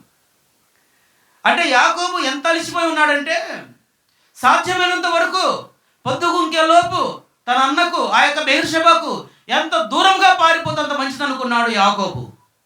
కనుక ఆతృతతో పారిపోతూ ఉన్నాడు, భయంతో పారిపోతూ ఉన్నాడు, హృదయంలో కలవరంతో పారిపోతూ ఉన్నాడు, నెమ్మది లేక పారిపోతూ ఉన్నాడు, సమాధానం లేక పారిపోతూ ఉన్నాడు. ఒక పక్క తల్లిదండ్రులు వదిలిపెట్టి వెళ్ళిపోతున్న బాధ, మరొక పక్క ఒంటరి జీవితంలో అక్కడికి వెళ్ళిన తర్వాత ఏమవుతుంది, ఎక్కడుంటానో అనే ఒక చింత, ఒక విచారణ, ఒక దుఃఖము. ప్రేసరసర తలంపు ఏంటంటే, దేవుడు ఎప్పుడు మనల్ని కలుసుకుంటాడంటే, దేవుడు ఎప్పుడు మనతో మాట్లాడుతాడంటే, ఎప్పుడైతే నిజంగా మనం కష్టకాలంలో ఉన్నప్పుడు ఆయన నమ్ముకున్నదగిన సహాయకుడు. అర్థమైందండి? మనం ఎప్పుడైతే దేని మీద మనం ఆధారపడతామో ఆ ఆధారాన్ని దేవుడు తొలగించి, దేని మీద మనం ఆధారపడతాము, ఈ దేవుని మీద కాకుండా ఇతరుల దేని మీద మనం ఆధారపడుతూ ఉన్నా మనం దేవుని యొక్క సన్నిధిని మనం అనుభవించలేము. దేని మీద ఆధారపడుతున్నామో దాన్ని కొట్టివేసిన తర్వాత, దాన్ని తీసివేసిన తర్వాతనే దేవుడు అంటాడు, ఇప్పుడు నా మీద ఆధారపడి అంటాడు దేవుడు. కాబట్టి అప్పటి వరకు అనగా రెబ్కా దగ్గర ఉన్నంత వరకు, లేదంటే ఆ యొక్క ఇస్సాకు దగ్గర ఉన్నంత వరకు, లేదా రెబ్కా ఇస్సాకుల ఇంట్లో ఉన్నంత వరకు యాకోబుకు దేవుని యొక్క ప్రత్యక్షత లేదు. దేవుడు మాట్లాడే మనకు కనబడదు. అర్థమైందండి? ఎప్పుడైతే ఆ ఇంటి నుంచి దూరం అయిపోయాడో, తల్లిదండ్రులకు దూరం అయిపోయాడో, ఒంటరివాడు అయిపోయాడో, ఏ తోడు లేరు. ఇంకో విధంగా చెప్పాలంటే తన గోడు చెప్పుకోవడానికి ఎవరు లేరు. అర్థమైందండి? ఏదైనా తన కష్టాన్ని, తన బాధను, తన యొక్క వ్యసనాన్ని, తన దుఃఖాన్ని, తన కన్నీటిని, తన యొక్క గాథ, తన యొక్క సమస్యను చెప్పుకోవడానికి ఎవరూ లేరు. అటువంటి పరిస్థితుల్లో దేవుడు అన్నాడు, నిన్ను నేను కనుగొని పరామర్శించి నిన్ను ఆవరించి కనుపాపలు నేను నిన్ను కాపాడి. అర్థమైందండి? కాబట్టి కూర్చున్న వారిలో కానీ, మైక్ శబ్దం ద్వారా వింటున్న వారిలో కానీ దేని మీద ఒకవేళ మనం ఆధారపడుతూ ఉన్నట్లయితే దేవుని యొక్క ప్రత్యక్షతను మనం చూడలేము. సో అంతకంటే ముందుగా మనం దేవుని ఏమై ఉండాలి, ఎరిగి ఉండాలి. మనం దేవుని కలిగి ఉండాలి. మనం అర్థమైందండి?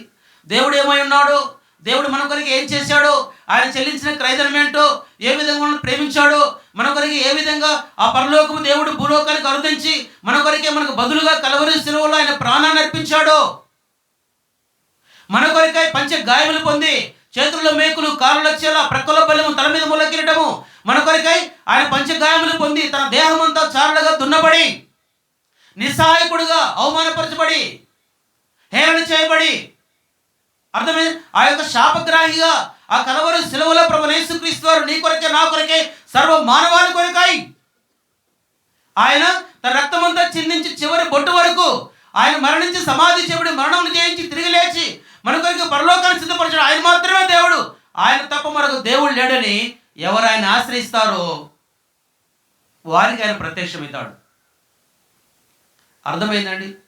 కనుక ఇంకా ఒకవేళ యేసుక్రీస్తు ప్రభు హృదయంలో చేర్చుకోకుండా మనము 2 days బ్యాక్ గొప్పగా మనము క్రిస్టమస్ పండుగను జరుపుకున్నాం. మనం సహజంగా మనమే కాదు, యావత్ ప్రపంచం అంతా జరుపుకున్నాం. సంతోషమే, తప్పని నేను చెప్పను, మేము కూడా జరుపుకున్నాం. కానీ బెత్లెహేములో పుట్టిన ప్రభు యేసుక్రీస్తు వారు మన హృదయంలో పుట్టాలి. అదే నిజమైన క్రిస్మస్. అసలు క్రిస్మస్ అంటేనే క్రీస్తును ఆరాధించడం. ఎవరు ఆరాధిస్తారు క్రీస్తును? ఎవరు ఆయన్ని కలిగి ఉంటారో వారు ఆరాధిస్తారు. క్రిస్మస్ యొక్క మీనింగ్ ఏంటో తెలుసా? అర్థమైందండి? క్రీస్తు మస్ అంటే ఆయన ఆరాధించడం, క్రీస్తును ఆరాధించడం నిజమైన క్రిస్మస్. ఎవరు ఆరాధిస్తారు? ఎవరు యేసు ప్రభుని కలిగి ఉంటారో, ఎవరు ఆయన ప్రేమను ఎరిగి ఉంటారో, ఎవరు రక్షణ పొంది ఉంటారో, ఎవరు పాపక్షమాపణ పొంది ఉంటారో, ఎవరైనా అంగీకరించి ఉంటారో, ఎవరు మారుమనసు పొంది ఉంటారో, ఎవరు క్రీస్తును కలిగి ఉంటారో, ఎవరు క్రీస్తు ప్రజలుగా ఉంటారో, ఎవరు దేవుని యొక్క స్వాస్థ్యముగా ఉంటారో వారు మాత్రమే దేవుని ఆరాధిస్తారు. అందరూ ఆరాధించలేరు. కొత్త బట్టలు తెచ్చుకుండవచ్చు, కొత్త బట్టలు మనం కట్టుకుండవచ్చు, పండగ ఆర్భాటంగా చేసుకుండవచ్చు, మంచి భోజనం చేసి తప్పని చెప్పను నేను. బంధువులు, మిత్రులు, స్నేహితులు పిలిచి వారికి మనము మంచి భోజనం పెట్టి ఉండొచ్చు, పరామర్శించి ఉండొచ్చు, అన్నీ మంచిదే. అన్నిటికంటే ముఖ్యంగా బెత్లెహేములో జన్మించిన రక్షకుడు నీ హృదయంలో జన్మించాడా? నా హృదయంలో జన్మించాడా? మనుషులందరూ హృదయంలో జన్మించాడా? యేసుక్రీస్తు ప్రభు హృదయంలో లేకుండా ఎన్ని క్రిస్టమస్లు జరుపుకున్నా దాని వలన ఎటువంటి ఆధ్యాత్మికమైన మేలు మనం పొందలేం. నేను చాలాసార్లు గుర్తు చేస్తూ వస్తూ ఉంటాను. ఏంటంటే ఆ పరలోకపు దేవుడు, సృష్టికర్త అయిన దేవుడు పశువుల పాకలో జన్మించాడు. ఏదో ఒక ఉన్నతమైన స్థలంలో ఆయన జన్మించలేక కాదు. పశువుల పాక కొంత స్థలానికి కొన్ని గడియల్లో ఏమైపోయింది? అది ఒక ఆరాధన స్థలం, టెంపుల్, ఒక ఆరాధన స్థలంగా మారిపోయింది. మొట్టమొదటి చర్చ్ ఎక్కడ ఆరంభమైంది చెప్పాలంటే, మీకు ఒక మాట చెప్పాలంటే, మొట్టమొదటి వర్షిప్ ఎక్కడ ఆరంభమైంది? పశువుల పాకలో ఆరంభమైనది. మొట్టమొదటి సంఘం, మొట్టమొదటి చర్చి, మొట్టమొదటి ఆరాధన కొన్ని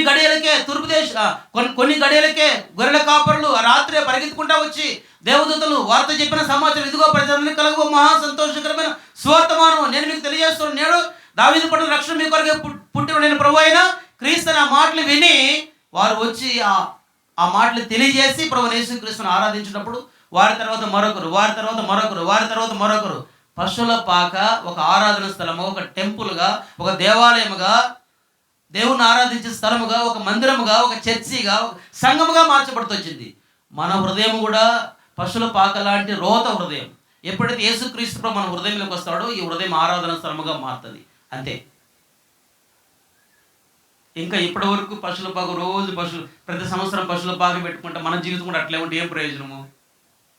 ఆరాధన స్థలముగా మార్చబడాలి కదా.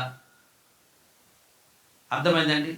కూర్చున్నవారు కానీ, వింటూ ఉన్నవారు కానీ, మరి కృష్ణ కాలనీలో ఎక్కడెక్కడది ఈ వాక్యం వినపడుతున్న వారందరము కానీ క్రీస్తు మన హృదయంలో జన్మించాడా? అట్లా జన్మించి మనం క్రీస్తు ప్రజలం అయి ఉన్నట్లయితే ఆయన ఏం చేస్తారు? మనతో మాట్లాడతారు. ఎందుకంటే అబ్రహాము, ఇస్సాకు, యాకోబులకు దేవుడి గురించి తెలుసు. దేవుని వారు ఎరిగిన వారు. దేవుడు అంటే వారికి తెలుసు. దేవుని యొక్క వాగ్దానములు వారి మీద ఉన్నాయి. కనుక యాకోబు ఎప్పుడైతే ఒంటరిగా ఉన్నాడో అన్ని వదిలేసి ప్రాణ భయం చేత తను ఉన్నప్పుడు కలవంతో ఉన్నప్పుడు దేవుడు ప్రత్యక్షుడు తనతో మాట్లాడుతూ వచ్చాడు.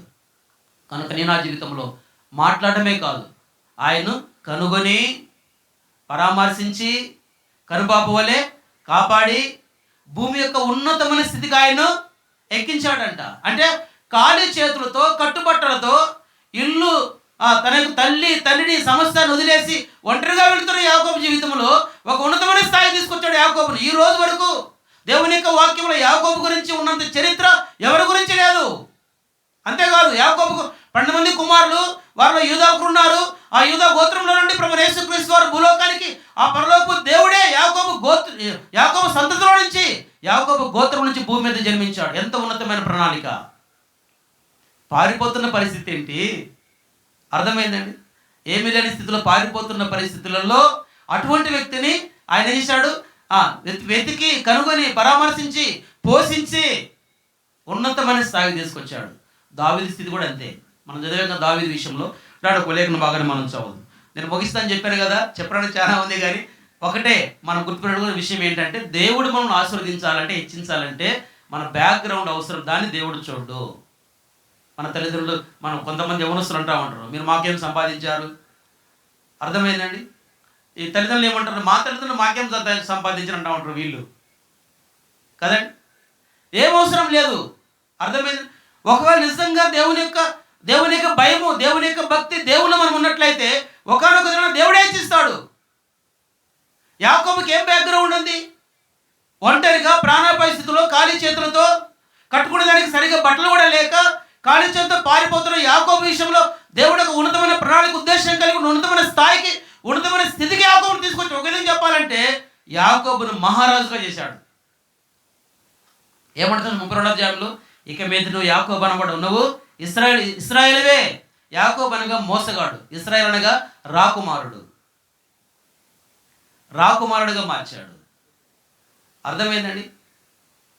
తర్వాత దేవుని యొక్క వాక్యాలు గమనించినట్లయితే దావీదు జీవితంలో కూడా, దావీదు చిన్న వయసులో గొర్రెలు కాస్తూ ఉన్న ఒక గొర్రెల కాపరి. సగరంగా ఎవరు గొర్రెలు మేపుతారు? చదువు రాక, తెలివి లేక, సరిగా అర్థమైందని ఎట్ట బ్రతకాలో తెలియక, జ్ఞానం లేక ఉన్నవాళ్ళు ఏం చేస్తారు? సగజంగా తల్లిదండ్రులు దేనికి పనికిరారా, కనీసం గోదల కన్నా వేద్దాం అనుకుంటారు. అర్థమైందా? ఒక 2 గోదలు తీసి పంపిస్తే కనీసం గోదలను మేపుతున్నాడు, కనీసం కొన్ని పాలిస్తాయి అని. కాబట్టి దావీదు విషయంలో మనం గమనించినట్లయితే దావీదు యొక్క సహోదరులు వారి యుద్ధంలో వారు ఒక సైనికులుగా ఉన్నారు. కానీ దావీదు అయితే ఏం చేస్తున్నాడు? ఒక గొర్రెల కాపరిగా ఉన్నాడు. అంటే ఒక విధంగా దావీదుకి ఎటువంటి భౌతిక సంబంధంగా లేదా లౌకికమైన లేదా లోక సంబంధమైన జ్ఞానము దావీదుకు లేకపోయి ఉండొచ్చు ఆరంభంలో. కాబట్టి దేనికి పనికిరాడని తీసుకెళ్లి గొర్రెలకేసిన దావీదును దేవుడు ఏమైనా సాక్ష్యం ఇచ్చాడో తెలుసా? ఏ విధంగా యాకోబు గురించి దేవుడు సాక్ష్యం ఇచ్చాడో, ఏమని? నిన్ను కనుగొని, నిన్ను పరామర్శించి, నిన్ను కనుపాపలే కాపాడి, నిన్ను పోషించి ఆ భూమి యొక్క ఉన్నత స్థాయికి నిన్ను హెచ్చించారని ఏ విధంగా యాకోబు గురించి దేవుడు సాక్ష్యం ఇస్తూ వచ్చాడో, దావీదు గురించి కూడా దేవుడు అదే సాక్ష్యం ఇస్తూ వచ్చాడు. ఏమని? రండి మాట మనం చదువు. 2వ సమూయేలు గ్రంథం 7వ అధ్యాయము. 2వ సమూయేలు గ్రంథము 7వ అధ్యాయము. 2వ సమూయేలు గ్రంథము 7వ అధ్యాయము 8వ వచనం మనం చదివినట్లయితే, కాబట్టి నీవు నా సేవకుడుకు దావీదుతో ఇలాగ చెప్పుము, సైన్యముల అధిపతి యెహోవా నీకు సెలవిచ్చినది ఏమనగా, గొర్రెల కాపులోనున్న నిన్ను, గొర్రెల దొడ్డిలో నిన్ను తీసి, సరిగ్గా గొర్రెల కాపులో చూడండి, వాళ్ళు సరిగ్గా స్నానం చేసుకోరు, సరిగ్గా బట్టలు ఉండవు, ఏమి అసలు ఏ సుఖం ఉండదు పాపం. వాళ్ళు ఉదయం లేస్తే ఒక సద్ది మూట తగిలించుకుంటారు, పోతానే ఉంటారు. అర్థమైందండి. సరిగా ఒక నీట్నెస్ ఉండదు, సరిగా వాళ్ళ బట్టలు సరిగా ఉండవు.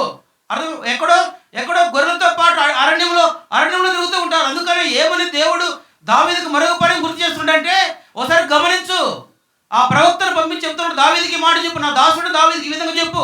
ఏమని చెప్పాలంటే, అతని గొర్రెల దొడ్లో నుంచి నేను తీసుకొచ్చాను. మనకు అర్థం కావడానికి రండి, కీర్తనల గ్రంథము 78వ కీర్తన అనుకుంటాం, ఒక లేఖన భాగాన్ని మనం చూద్దాం. అక్కడ ఏ మాటలు మనం చూద్దాం. 78వ కీర్తనల గ్రంథము 78వ కీర్తన, ఒక లేఖన భాగాన్ని మనము చదవడానికి ప్రయత్నం చేద్దాం. 78వ కీర్తన 70వ వచనం మనం చదివినట్లయితే, 70వ వచనంలో తన దాసుడైన దావీదును కనుగొని గొర్రెల దొడ్డిలో నుండి అతనిని పిలిపించెను, పాడి గొర్రెలను వెంబడించడం మాన్పించెను, తన ప్రజలైన యాకోబును తన స్వాస్థ్యమైన ఇశ్రాయేలు మేపుడికై ఆయన అతనిని రప్పించెను. ఏమని చెప్పబడింది 70వ వచనంలో? తన దాసుడైన దావీదును కోరుకొని గొర్రెల దొడ్డిలో నుండి అతనిని పిలిపించి. అర్థమైందండి. 5 విషయాలు చెప్పాడు అక్కడ. 5 విషయాలు ప్రవక్త ద్వారా దావీదుకు దేవుడు గుర్తు చేశాడు. మొదటిగా నువ్వు ఏ స్థితిలో ఉన్నావో, ఏ స్థితికి తీసుకొచ్చానో నువ్వు గమనించు అని దేవుడు ప్రవక్త ద్వారా దావీదుకు తెలియజేస్తున్నాడు. నువ్వు ఒకప్పుడు గొర్రెలు మేపుతున్నావు, ఒకప్పుడు నువ్వు నీకు రాజ్యం అంటే తెలియదు, రాజరికం అంటే తెలియదు, యుద్ధం అంటే తెలియదు. అటువంటి నిన్ను ఎక్కడో గొర్రెలు అంటే దేనికి నిన్ను ఎవరు పెద్దగా గుర్తించలేదు, నువ్వు దేనికి పనికిరావని నిన్ను గొర్రెల వెంబడి పంపిస్తే నేను నిన్ను కనుగొన్నాను, నేను గొర్రెల వెంబడి పోవడం నిన్ను మాన్పించాను. మొదటిగా. రెండవదిగా రండి మరొక మాట మనం 7వ అధ్యాయము 2వ సమూయేలు గ్రంథము 7వ అధ్యాయము, నిన్ను గొర్రెల దొడ్డిలో నుండి తీసితిని, నీవు పోవు చోట్ల నెల్లా నీకు తోడై ఉండి, నువ్వు ఎక్కడికి వెళితే ఎక్కడ తోడుగా ఉన్నాను. అర్థమైంది. సామాన్యుల కుటుంబ జీవితంలో కూడా ఉద్యోగరీత్యా ఆయా స్థలాలు తిరుగుతూ ఉండదు. ఎక్కడికి పోయినా గుర్తుపెట్టుకోండి, ఇక్కడ కూర్చున్న వారిలో మనం ఎక్కడికి పోయినా దేవుడు మనల్ని వదిలిపెట్టాడు. దేవుడు మనతో కూడా ఉంటాడు. మొదటిగా ఏమని గుర్తు చేశాడు? నేను ఏ స్థితి నుంచి పిలిచానో దాన్ని ఒకసారి జ్ఞాపకం చేసుకో.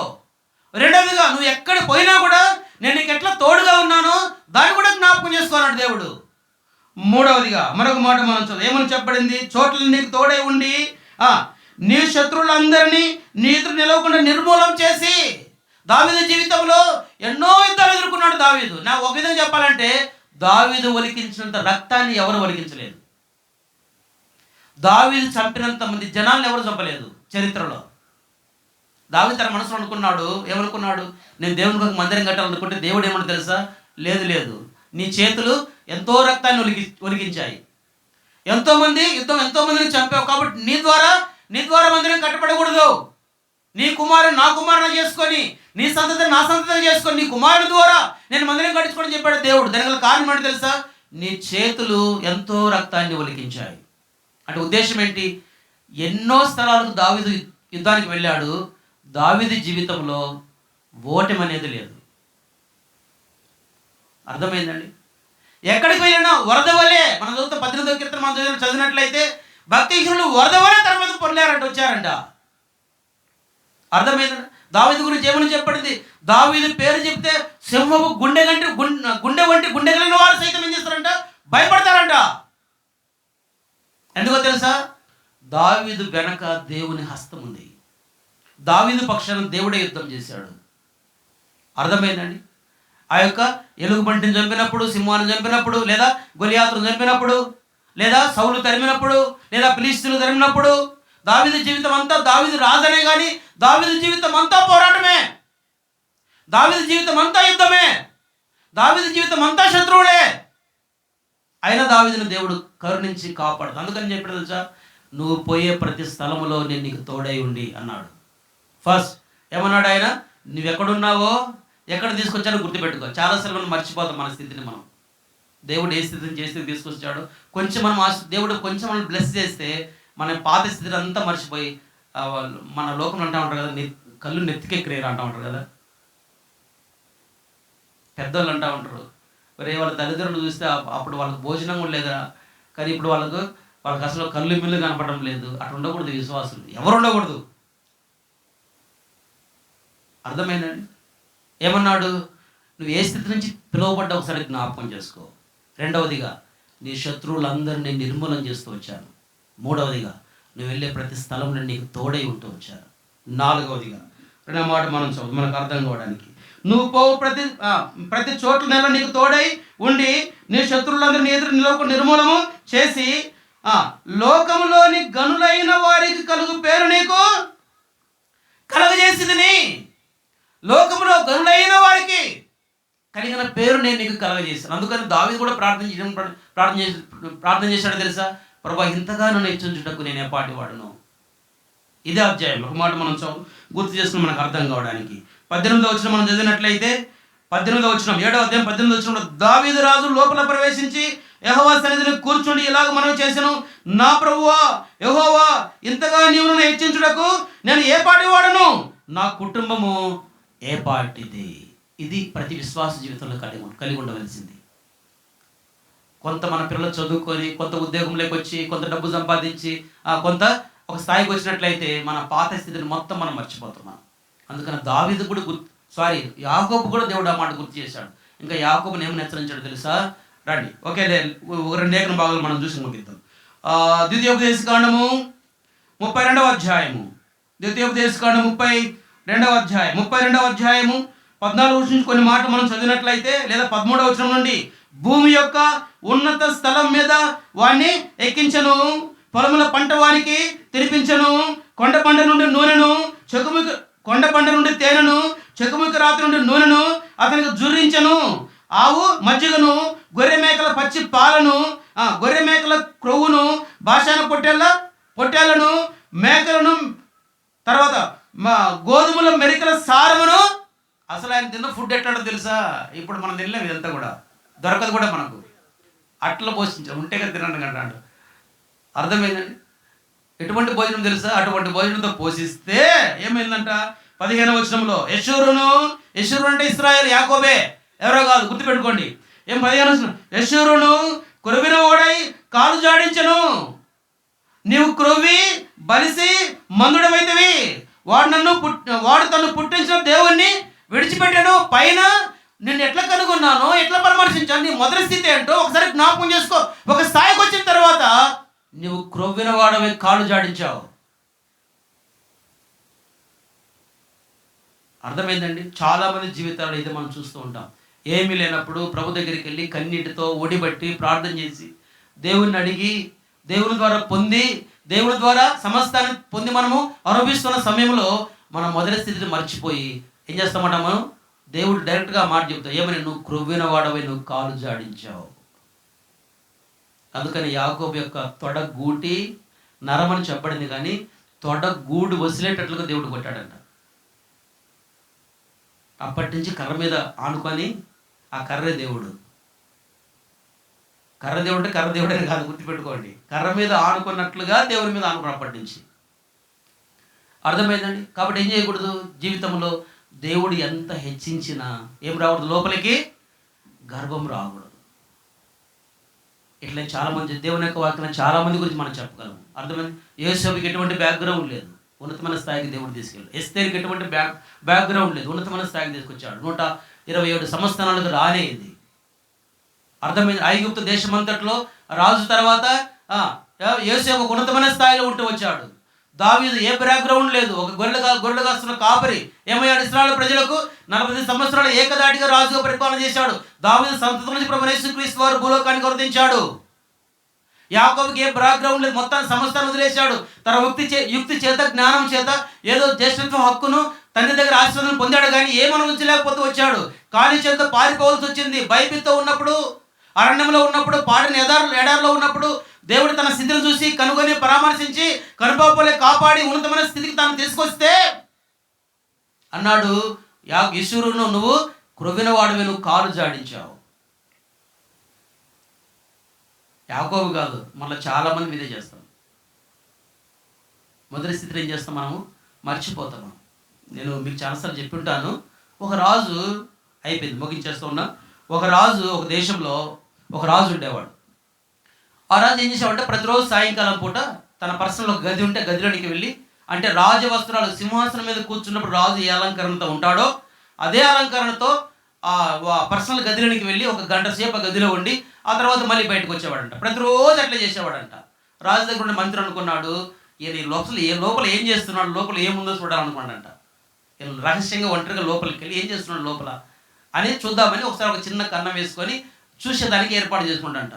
యథావిధిగా రాజు సాయంకాలం పూట ఆ రాజవస్త్రాలతో, ఆ కిరీటంతో, ఆ ఖడ్గం చేత పట్టుకొని లోపలికి వెళ్ళాడు. లోపలికి వెళ్ళిన తర్వాత ఆ కిరీటం తీసి పక్కన పెట్టి, ఆ రాజవస్త్రాలు తీసి పక్కన పెట్టి, ఖడ్గం తీసి పక్కన పెట్టి, ఇవన్నీ తీసి పక్కన పెట్టేసి ఒక పాత ధోతి తీసుకొని, ఆ ధోతి కట్టుకొని, తర్వాత ఒక పాత గొంగడి తీసుకొని భుజాన్ని వేసుకొని, ఒక కర్ర తీసుకొని, గొర్రెల కాపరి ఏ విధంగా అడవిలో గొర్రెలను కాస్తాడో అట్లా ఒక పాములను గొర్రెల కాపరి మాదిరిగా గొర్రెలను అదిలించినట్టుగా, గొర్రెలను కాల్చినట్లుగా అట్లా చేసి ఆ తర్వాత మళ్ళీ రాజవస్త్రాలు వేసుకుని బయటకు వచ్చాడంట. మంత్రికి ఏం అర్థం కాలే. అనుకున్నాడు రాజు సంతోషంగా ఉన్నప్పుడు అడగాల అనుకొని, ఒకరోజు రాజు ఒక సంతోషంగా ద్రాక్షరసం దాకా సంతోషంగా ఉన్నప్పుడు ఆ రాజు దగ్గరికి వెళ్ళి అడిగంట మంత్రి, ఏంటి రాజు గారు మీరు ఆ గదిలోకి వెళ్తారు, ఇదేంటి మీ రూపం ఏంటి, మీ వస్త్రాలు ఏంటి, అక్కడికి వెళ్ళి అవన్నీ పక్కన పెట్టి ఒక ఎక్కడో అరణ్యంలో గొర్రెలు కాసుకున్న పామరుని మాదిరిగా పాత ధోతి కట్టుకొని, ఆ యొక్క గొంగడి భుజాన్ని వేసుకొని, కరశాత పట్టుకొని గొర్రెలు మేపినట్టుగా అసలు ఏంటి ఇదంతా నాకేం అర్థం కాలేదు అని చెప్పాడంట. అడిగాడంట. అప్పుడు రాజు చెప్పిన విషయం ఏంటి తెలుసా, ఒకప్పుడు నా నిజ స్థితి అదే, ఒకప్పుడు నా జీవితం అదే, ఒకప్పుడు నా జీవితం అటువంటి స్థితి నుంచి దేవుడు ఈ స్థాయికి తీసుకొచ్చాడు. ఎక్కడ గర్వించి దేవుణ్ణి మర్చిపోతానేమో, నా పాత స్థితిని ఎక్కడ మర్చిపోతానేమని ప్రతి దినం వెళ్ళి నా గతాన్ని గుర్తు చేసుకుని వస్తానని చెప్పాడంటాను. ఎంతమంది దేవుని యొక్క ప్రజలముగా దేవుడు మనం హెచ్చించాడు, మన కుటుంబాన్ని హెచ్చించాడు, మన పిల్లల్ని హెచ్చించాడు, ఉన్నతమైన స్థితి తీసుకొచ్చాడు. మన పాత స్థితిని ఎంతమంది మనం జ్ఞాపకం చేసుకుంటున్నాం. అర్థమైందండి? మనం కృతజ్ఞత కలిగి ఉండాలి. దేవుడు ప్రభు ఏ స్థితి నుంచి ఏ స్థితి తీసుకొచ్చాం. అర్థమైంది? కృతజ్ఞత కలిగి ఉండాలి. మొదటిగా మనం ప్రభుని కలిగి ఉండాలి రక్షకునిగా. రెండవదిగా మన దేవునికి కృతజ్ఞత మనం కలిగి ఉండాలి. ఏ స్థితి నుంచి ఏ స్థితికి దేవుడు తీసుకొచ్చాడో దాన్ని మనం గుర్తించే వారిగా ఉండాలి. దేవుడి మాట దీవించిన గాక. మోకరించండి, ప్రార్థన చేసుకుందాం.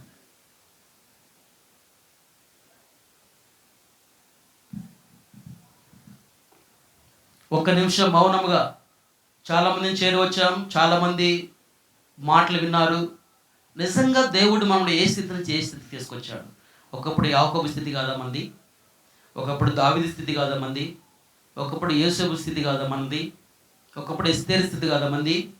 ఏమీ లేని పరిస్థితులలో, సమయానికి 3 పూట్ల భోజనం కూడా లేని పరిస్థితులలో, సరైన బట్ట లేని పరిస్థితులలో, సరైన ఇల్లు లేని పరిస్థితులలో, సరైన జాబ్ లేని పరిస్థితులలో, కష్టకాలంలో దేవుడు మనల్ని కనుగొన్నాడు, పరామర్శించాడు, కనుపాపల్ని కాపాడాడు, భూమి యొక్క ఉన్నతమైన స్థానానికి దేవుడు తీసుకొచ్చాడు. ఈ కృతజ్ఞత మనం కలిగి ఉన్నామా?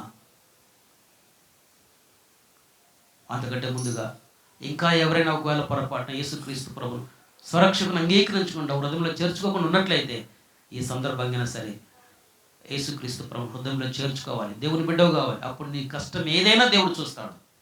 నువ్వు ఒంటరిగా ఉన్నా, నిరాశలో ఉన్నా, నిస్పృహలో ఉన్నా, కురుగుదల్లో ఉన్నా, యాకోబులో ఎటుతోసిన పరిస్థితిలో ఉన్నా, ఒంటరి జీవితంలో ఉన్నా, నీ సమస్య చెప్పుకోవడానికి నీ పక్కన ఎవరు లేకపోయినా నువ్వు నిజంగా ప్రభుని కలిగి ఉన్నట్లయితే ఆయనను వదిలిపెట్టాడు. ఈ విషయంలో తప్పిపోవద్దు. ప్రార్థన చేసుకుందాం. స్వరజన ప్రార్థనలో ఉండండి. ఎవరైతే ఇటు చూడొద్దు, కదలొద్దు. మన నిజస్థితిని మనం ఒకసారి జ్ఞాపకం చేసుకుందాం. తెలుసు కదా మనకు ఏ బండ నుంచి చెక్కబడ్డామో, ఏ రాత్రి నుండి తీయబడ్డామో, ఏ మధ్య నుండి చెక్కబడ్డామో మనకు తెలుసు. ఎన్నోసార్లు ప్రభుని మర్చిపోయి ఆ రాజు అయితే ప్రతి దినం వెళ్ళి తన పాత స్థితిని జ్ఞాపకం చేసుకునేవాడు, గర్వించకుండా, గర్వం తనలోనికి రాకుండా, చోటు చేసుకోకుండా. మనం ఎట్లున్నాం?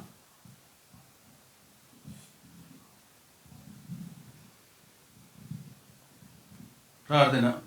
పరిశుద్ధుడైన మా పరమ తండ్రి యొక్క పరిశుద్ధ నామమునకు వందనములు, స్తుతులు, స్తోత్రం చెల్లిస్తున్నాం.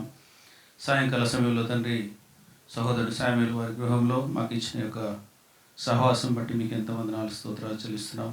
అవును ప్రభువా, దీన స్థితిలో ఉండే మమ్మలను మీరు కనుగొన్నారు, దర్శించినారు, పైకెత్తినారు, ఉన్నత స్థానంలో మీరు ఉంచినారు. తండ్రి, మేము క్రొవ్విన వారమై అనేక సార్లు కాలు జాడించే వారంగా ఉంటున్నాం.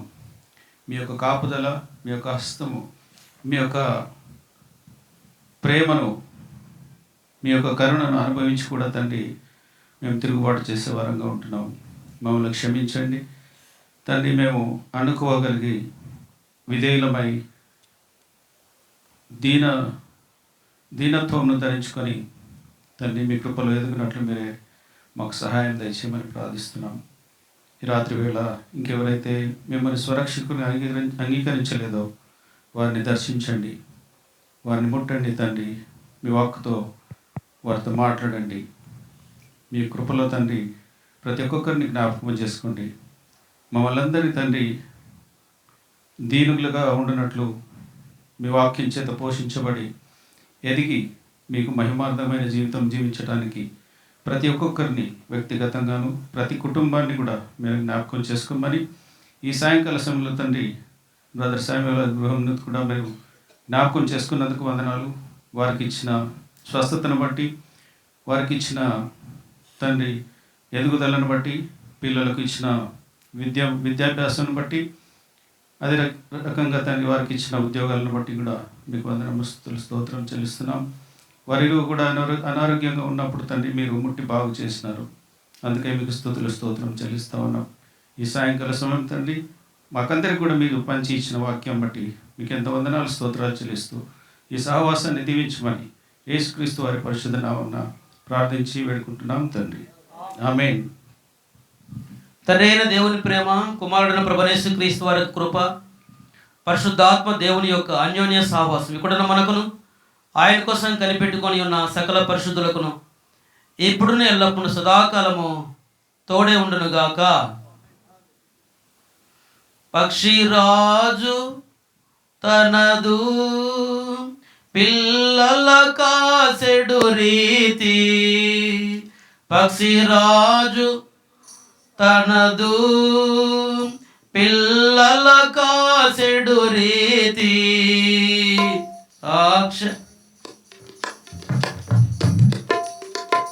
కను పాపవలే కాచన్ కనుగో నేను పరమాశించన్ కను పాపవలే కాచన్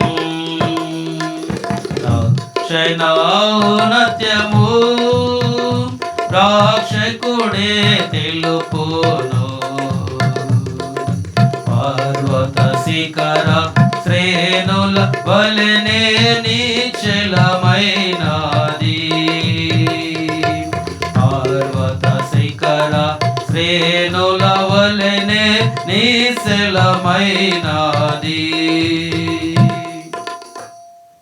సమ్మేళన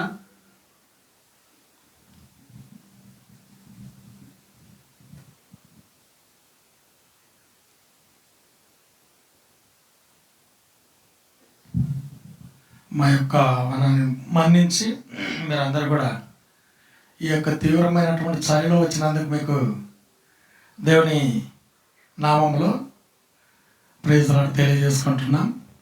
దయచేసి మీ కొరకు మేము భోజనాలు సిద్ధపరిచినాం. సమృద్ధిగా ఉంది, సమృద్ధిగా తిని వెళ్ళాలని దయచేసి మా కుటుంబం కొరకు కూడా మీరు ప్రార్థన చేయాలని మనం చేస్తుంటున్నాం. అదే సమయంలో బ్రదర్స్ అయితే కింద బఫే సిస్టమ్ తింటారు. సహోదరులు పైన కూర్చుంటే మీకు భోజనం వడ్డిస్తాం. సహోదరులు పైన కూర్చుంటే మీకు భోజనం వడ్డిస్తాం. సహోదరులకు కింద బఫే సిస్టము భోజనం వడ్డిస్తారు. మీకు అందరికీ వందనాలు. ఏసప్పన్న భోజనం కొరకే ప్రార్థన చేస్తాడు. తర్వాత రవి బ్రదర్, రజనీకాంత్ బ్రదర్ వాళ్ళు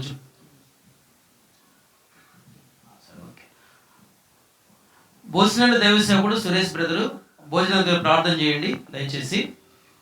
తర్వాత రజనీకాంత్ బ్రదరు, మరి రవి అన్న వాళ్ళు వచ్చి పాటలు పాడుతూ ఉంటారు. జాషువా బ్రదరు రండి. మీరు లేస్తే అందరికి ప్రైజ్ లాడ్ అంటే ప్రైజ్ లాడ్ చెప్పలేదనే, మీరు లేచి ఇక్కడే భోజనానికి వచ్చుంటే సిస్టర్స్ బ్రదర్స్ కిందికి వెళ్తారు. ప్రైజ్ లాడ్ ఎట్లా చెప్పాలని పంపిస్తారు చూద్దామనే. రండి, పాటలు పాడేవారు రండి. ఉన్నత స్థలములపై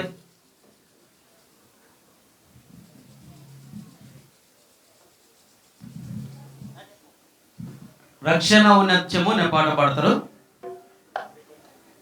కూర్చోండి త్వరగా దయచేసి. బేతనీయ యూత్ పిల్లలు ఇంకా వడ్డించగలిగారు ఎవరైనా మీరు కిందికి వెళ్ళి భోజనం తీసుకురండి. ఇంకా కొంతమంది ఏసప్పన్న ఇంకా ఎవరైతే మన పెద్దలు ఉన్నారో రాజన్న వాళ్ళందరూ కిందికి వెళ్ళి భోజనం పైకి పంపండి. ఇన్ఛార్జ్ తీసుకోండి. మన బేతనీయ పెద్దలు ఎవరైతే ఉన్నారో వారు కిందికి వెళ్ళి భోజనము పైకి కింద సప్లై చేసడానికి ఇన్ఛార్జ్ తీసుకోండి దయచేసి.